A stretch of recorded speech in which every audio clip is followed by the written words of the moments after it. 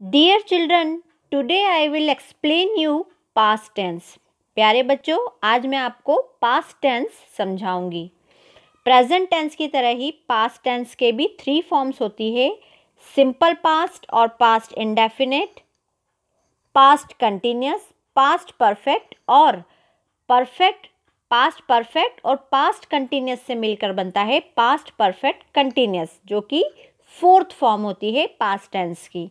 सबसे पहले हम समझते हैं कि जो सिंपल पास्ट टेंस है वो एकमात्र टेंस ऐसा है जिसमें मेन वर्ब का सेकंड फॉर्म यूज़ किया जाता है.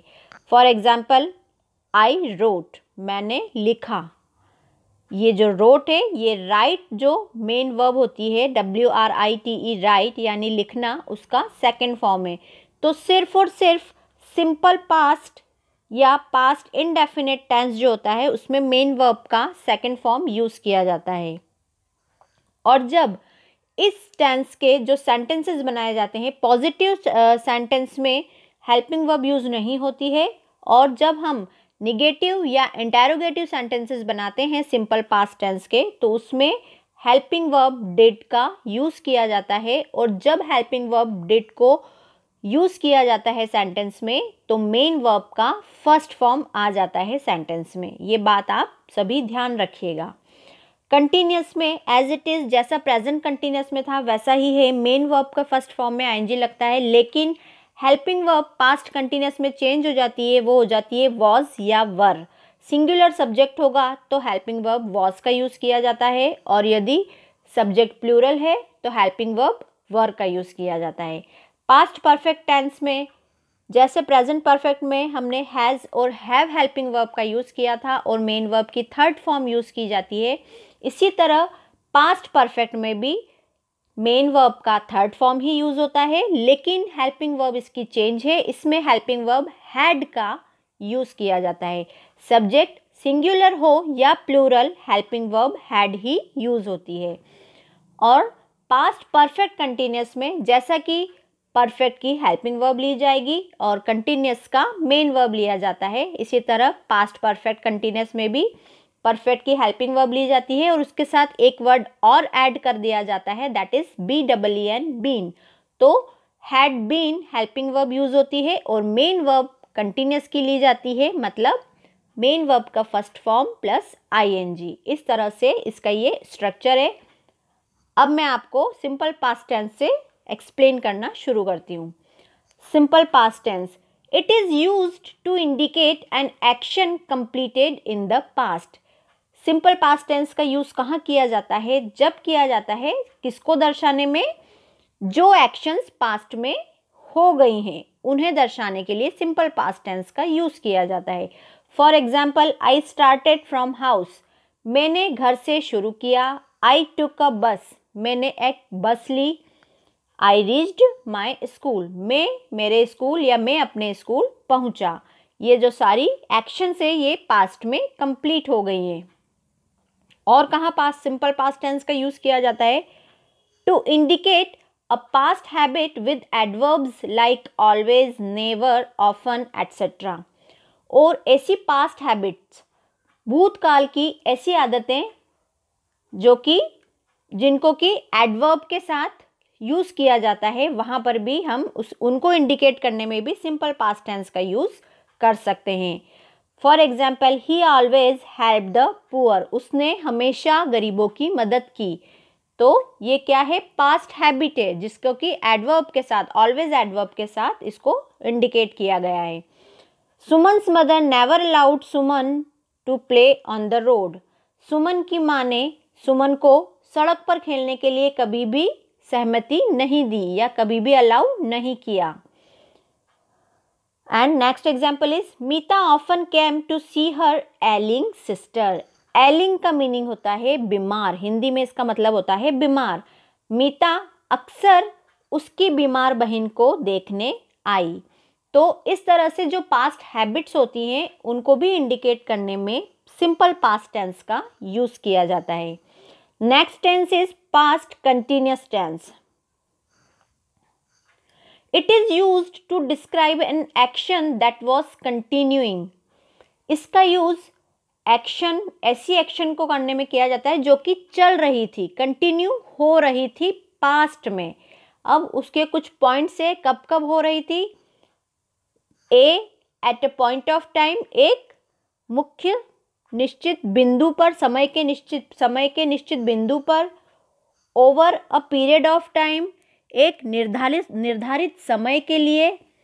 सी, at a time when another action took place, एक समय जब एक और, ऐसे समय भी होती है जब एक एक्शन तो हुई ही है और उसके साथ एक एक्शन और हुई।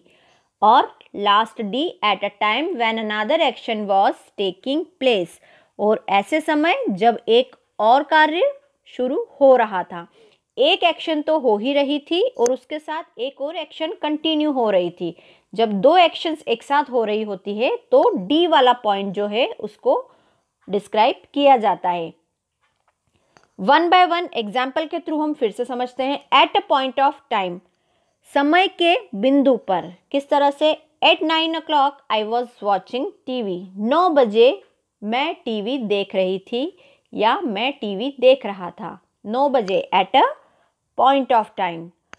Next example, all day yesterday we were enjoying with our friends.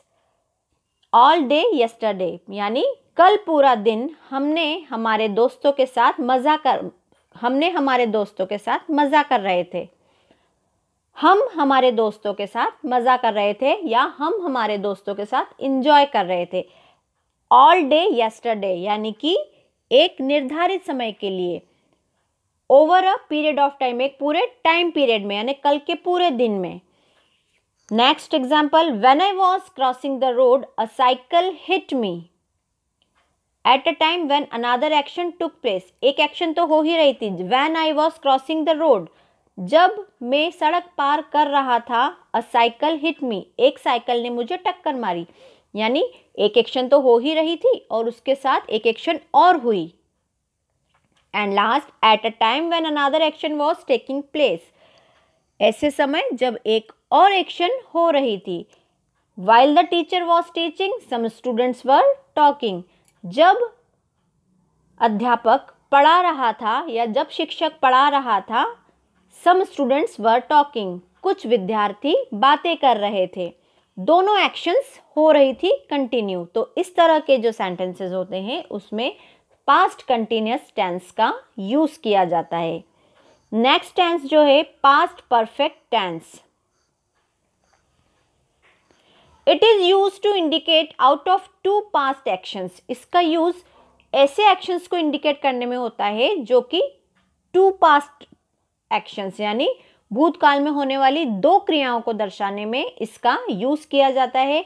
The earlier action that was completed before the action took place, एक एक्शन पहले हो चुकी होती है और उसके बाद दूसरी एक्शन होती है या दूसरी एक्शन हुई पास्ट में। इस तरह के सेंटेंसेस में पास्ट परफेक्ट टेंस का यूज किया जाता है।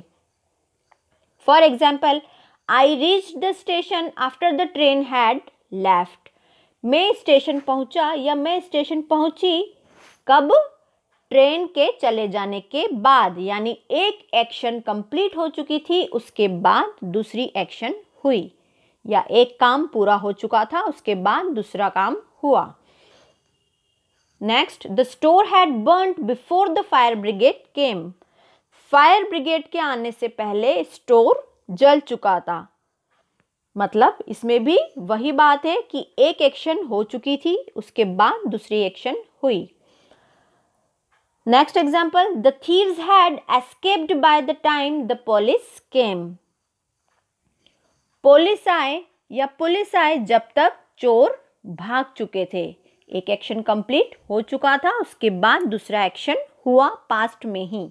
तो इस तरह के जो सेंटेंसेस है जिसमें एक एक्शन कंप्लीट हो चुका होता था पास्ट में, उसके बाद दूसरी एक्शन होती है, दूसरा कोई काम होता है, वहां पर पास्ट परफेक्ट टेंस का यूज किया जाता है। अब एक नोट है, हमेशा ध्यान रखिए, always remember that to express a single action in the past it is the simple past tense. जब किसी सिंगल एक्शन को एक्सप्रेस करना होता है पास्ट में, वहां पर सिंपल पास्ट टेंस का यूज किया जाता है and not the past perfect tense. वहां पर कभी भी पास्ट परफेक्ट टेंस का यूज नहीं किया जाएगा। For example, I had bought a book shelf to keep my books. ये जो सेंटेंस है ये इसमें एक सिंगल एक्शन हो रही है, इसलिए यहाँ पे कभी भी पास्ट परफेक्ट टेंस का यूज़ नहीं किया जाएगा। ये जो सेंटेंस है ये इनकरेक्ट है, यानी ये सेंटेंस गलत है। यहाँ पर जो sentence I bought a book shelf to keep my books, मैंने एक बुक शेल्फ खरीदा अपनी बुक को रखने के लिए, ये एक सिंगल एक्शन है, इसलिए यहाँ पर सिंपल पास्ट टेंस का यूज़ किया जाएगा। कभी भी सिंगल एक्शन को इंडिकेट करने के लिए पास्ट में पास्ट परफेक्ट टेंस का यूज़ नहीं किया जाता। लास्ट जो टेंस है पास्ट फॉर्म का, that is past perfect continuous tense. This tense expresses an action begun and still in progress at a given moment in the past. यह tense express करता है, क्या एक्सप्रेस करता है? एन एक्शन बिगन, एक action शुरू हुई, एंड स्टिल इन प्रोग्रेस, और चल रही थी पास्ट में, at a given moment in the past, कोई मोमेंट जो दिया गया है पास्ट में, या जो समय दिया गया है पास्ट में, उसमें वह निरंतर कंटिन्यू चल रही थी एक्शन। तो इस तरह के जो सेंटेंसेस होते हैं वे पास्ट परफेक्ट कंटिन्यूअस टेंस की कैटेगरी में आते हैं। For example, the sentence we had been playing the harmonium for half an hour when he joined us. इसका मतलब हुआ that we started playing the harmonium. इसका मतलब ये हुआ कि जब हमने हारमोनियम बजाना शुरू किया था, and were still doing that thing, और हम अभी भी बजा ही रहे थे उस हारमोनियम को, व्हेन ही जॉइंड अस, जब वह हमारे साथ जुड़ा, या व्हेन ही जॉइंड अस, वह हमसे जुड़ा। तो कंटिन्यू एक्शन हो रहा था पास्ट में, और जब बात हो रही है दूसरे एक्शन की, जब तक भी वो जो फर्स्ट वाला एक्शन है वो कंटिन्यू हो रहा था। Some more example, children had been making a noise for half an hour. बच्चे आधे घंटे से शोर मचा रहे थे, और अभी भी मचा ही रहे थे। जब ये बात कही जा रही है जब भी शोर हो ही रहा था, यानी जो एक्शन है वो कंटिन्यू चल रही थी। Next, the teacher had been teaching the students since morning. अध्यापक विद्यार्थियों को सुबह से पढ़ा रहे थे, और अभी भी पढ़ा ही रहे हैं, जब ये एक्शन अभी भी कंटिन्यू चल रही थी। The police had been tracing the dacoit since last August. Police डाकुओं को पिछले अगस्त से ढूंढ रही थी। ये जो एक्शन है ये अभी भी कंटिन्यू हो रहा था, इसलिए इस तरह के एक्शंस जिनको कि एक्सप्रेस किया जाता है, एक्शन शुरू हुआ है पास्ट में और कंटिन्यू चल रहा होता था, ऐसे सारे एक्शंस को इंडिकेट करने में, एक्सप्रेस करने में पास्ट परफेक्ट कंटिन्यूअस टेंस का यूज़ किया जाता है। Enough for today, thank you so much.